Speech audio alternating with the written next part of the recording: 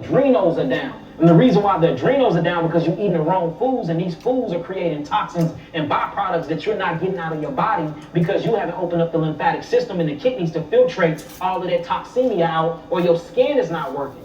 Now check this out.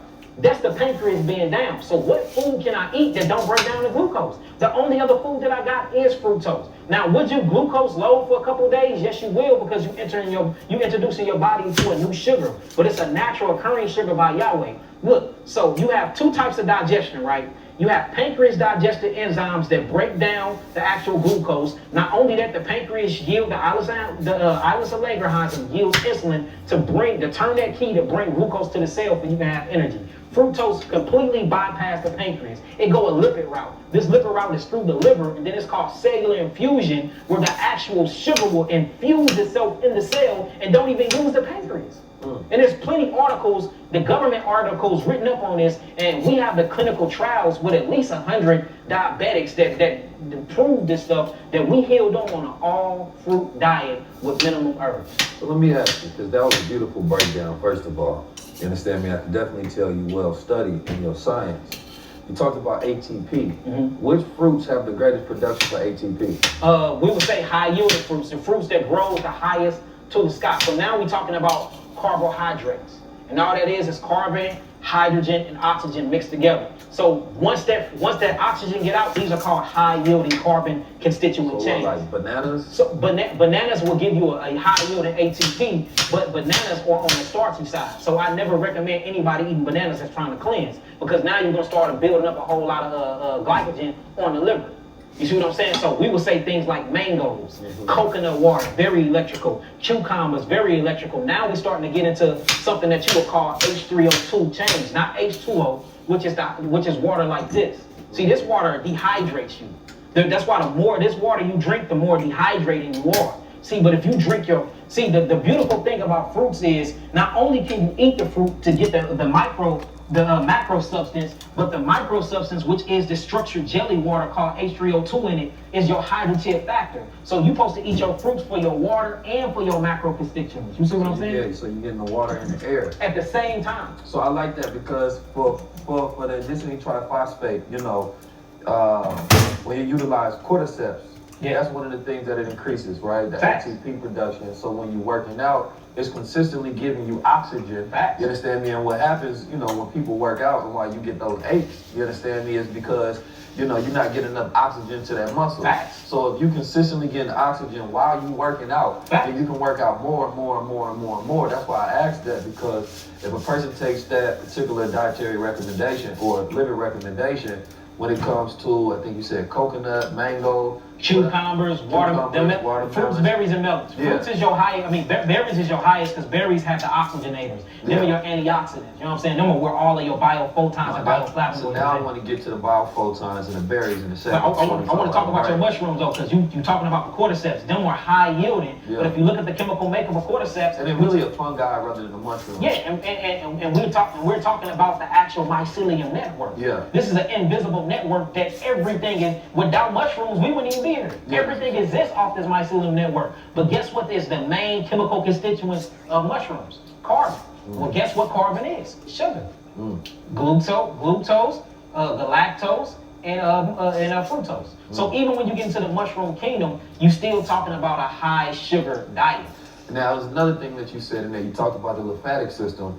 But I heard you speak on the idea that you don't truly believe in the immune system. No. And I know the lymphatic system is key for the immune system. Okay. So, give me your breakdown of your philosophy of why you don't particularly believe in the immune system when you're talking about the function of all these things working. Okay, so you're talking about immune system, when you're talking about immunity, and then they say that what makes up the immune system is the T cells. The T cells is actually the thymus cells. They talk about the B cells, that's the bone marrow cells. They talk about the macrophages, that's inside of something called lymph nodes. They're talking about the phagocytes. That's produced by the white blood cells that goes to the army school that we call the thymus gland to get their actual military position. You see that? So they talk about neutrophils, basophils, monophils. So when you look up what they call the immune system, it's nothing but the lymphatic system. Because last time I checked, everything that they say make up the lymphatic system, the immune system is a lymphatic associated organ. So where's the immune system then? And what do that really mean?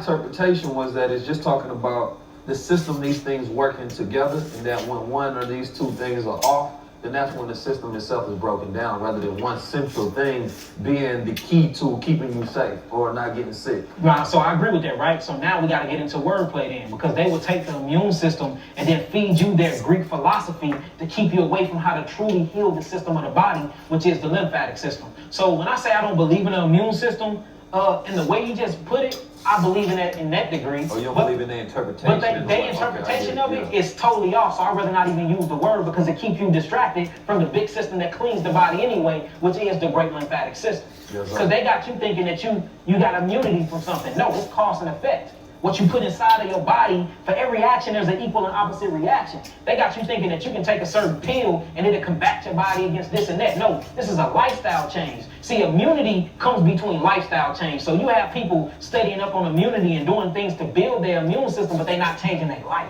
And that's the way that they do the propaganda that keeps you coming back to them. They even got something called immune therapy, immune suppressive therapy, which is chemotherapy and all these things that's supposed to be good for the immune system in the body that actually breaks down the lymphatic system. So in the terminology you put it, I believe in it. But for our people that's learning new words and really showing them the bigger picture, I'd rather just scratch immune system all the way out of the picture, because when you start studying the immune system from the allopathic community, it gives you all the wrong definitions, and you would never understand how to truly heal the body and bring the body back into a balance of homeostasis.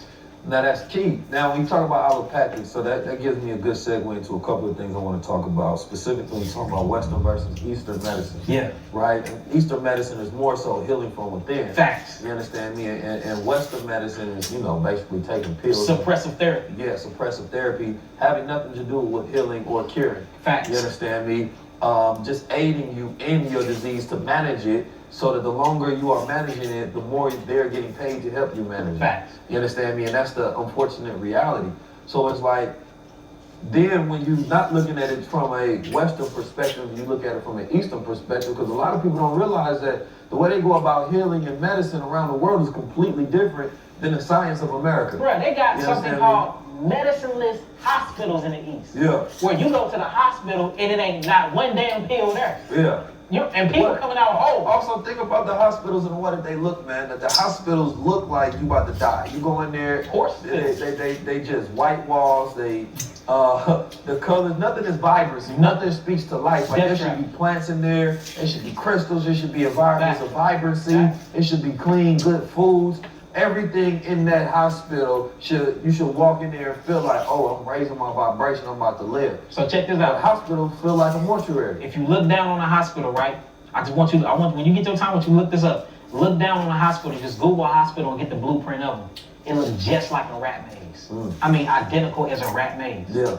So it's all about these mazes and these environments they putting us in. And that's why infrastructures is important. I mean, hospitals, schools, and prisons all have similarities. Yes, and it's all a pipeline. Yeah. All a pipeline. School to prison pipeline. If you don't go to prison, school to hospital. Right. All due to how you're interacting with your environment. Like you eat your woman. Hospital, horse fiddle. Yeah. It's built up like horse stall. But also, eat the woman like you eat the fruit. Brother that comes and have the knowledge of mineralization and vitamins and food, Make that woman also squirt. think about the idea that I talked about it before, that the death, the criminals, the disease first happens at the dinner table. But it's not just, You are especially what nowadays. you eat. Remember that. It's not just on a woman to be able to have this particular knowledge. You understand me? Because if your